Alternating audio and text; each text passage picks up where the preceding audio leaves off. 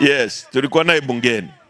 Kwa ndugu zangu, wazungu wakatumia nguvu sana kulazimisha watu wafanye kazi kwenye mashamba yao, kuchukua ardhi za watu, kwa sababu huwezi karanga kwenye ardhi ambayo haina rutuba. Uongo mzee? Ardhi ya mzee Abdara ndio ina rutuba, wanachukua kwa nguvu. Kwa kukawa na mambo mengine ya kodi pia, iko inaitwa head tax. Kwa hiyo Watanganyika wa wakati ule, watu wa kusini ambao wamechangia mabadiliko makubwa kupigania uhuru wa nchi, wakaumizwa sana na yale mambo, wakasema hatuwezi kukubali. Kulikuwa na mambo matatu ambayo yaliwasumbua sana. Vijana wanaosoma sekondari wanajua ninachokiongea. Kulikuwa na kitu kinaitwa land alienation, kwa kizungu kupora ardhi ya watu. Kulikuwa na taxation, kodi ya kulazimishana. Kulikuwa na head tax. Head tax ilikuwa kodi ya kichwa. Kulikuwa na hat tax, kodi ya kulipia nyumba. Wakati ule nyumba za majani, msonge ule ndio unaitwa hat. Tunaelewana mzee? Sio house, unaitwa hat kwa kizungu. Kwa kukawa na kodi ya nyumba. Ukiwa na 10, kwa sababu sisi wa Afrika huwezi kulala na mtoto wako kwenye nyumba moja. Kwa ukiwa nako kamoja unalipia kamoja. Ukiwa na viwili vyote. Ukiwa na kengine kakuweka mbuzi na kenyewe. Kulikuwa na kodi ya mifugo. Kwa kulikuwa na kodi nyingi. Mpaka baadaye wakaanzisha kodi, kwa sababu watoto wadogo walikuwa hawalipi kodi. Kwa hiyo binti akibalehe tu, chuchu zikitoka, analipishwa kodi. Kodi. Jambo la ngapi? La pili hilo. Na la tatu lilikuwa ni forced labor, kufanya kazi kwa kulazimishwa, kwenda kufieka mashamba ya wazungu, kupanda.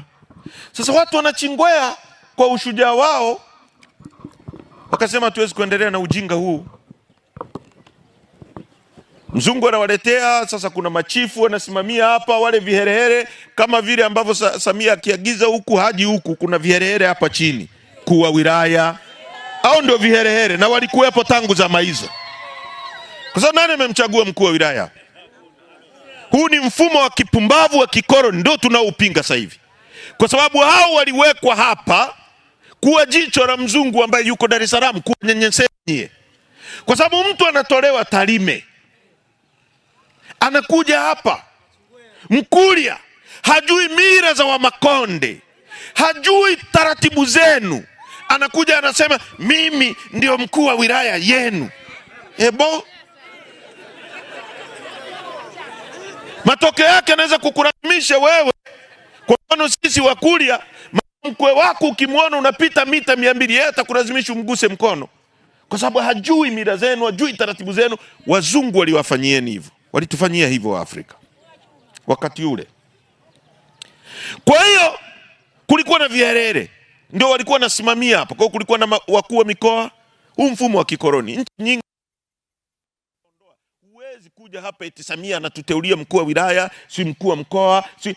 Kila mtu anayepaswa kukuongoza wewe kama kiongozi lazima umchague, umpe kura yako ili awajibike kwako. Nitaeleza maana ya kura ni nini, nitaeleza ili muelewe. Mtu usiyemchagua hana huruma na wewe, ana huruma na yule aliyempa uraji, anamsikiliza yule, hawezi kusikiliza wewe. Kama umemchagua wewe, anajua akifanya ushenzi utampiga chini, lazima akuheshimu wewe.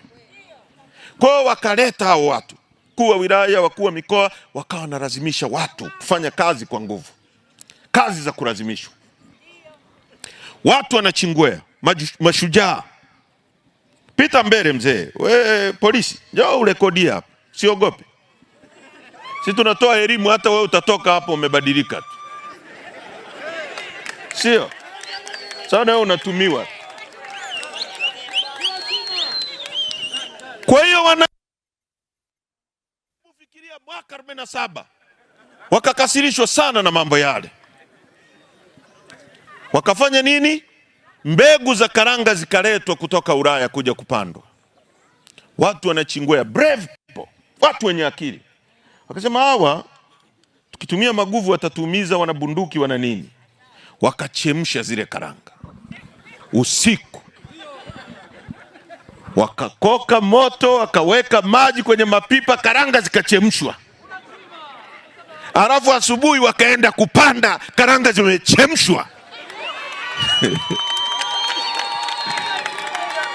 Mzungu mkoroni mshenzi anasubiri karanga ziote, karanga iliyochemshwa haiwezi kuota.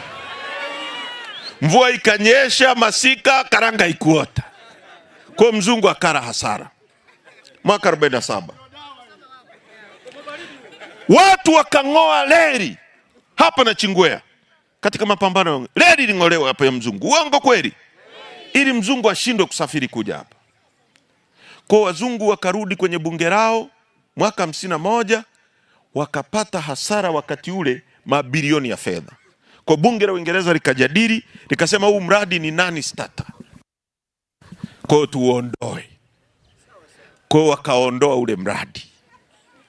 Sasa ndugu zangu, tuko zama zile zile za ukoloni, tunatawaliwa na watu wale wale.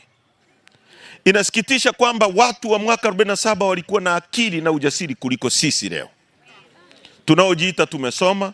Wakati kule hakukuwa na simu hizo mnazoangalia hivi, hakukuwa na TV, hakukuwa na simu, hakukuwa na gari, lakini the brave people ambao hawakukubali kutawaliwa walifanya kila liwezekanalo kuondoa mkoloni.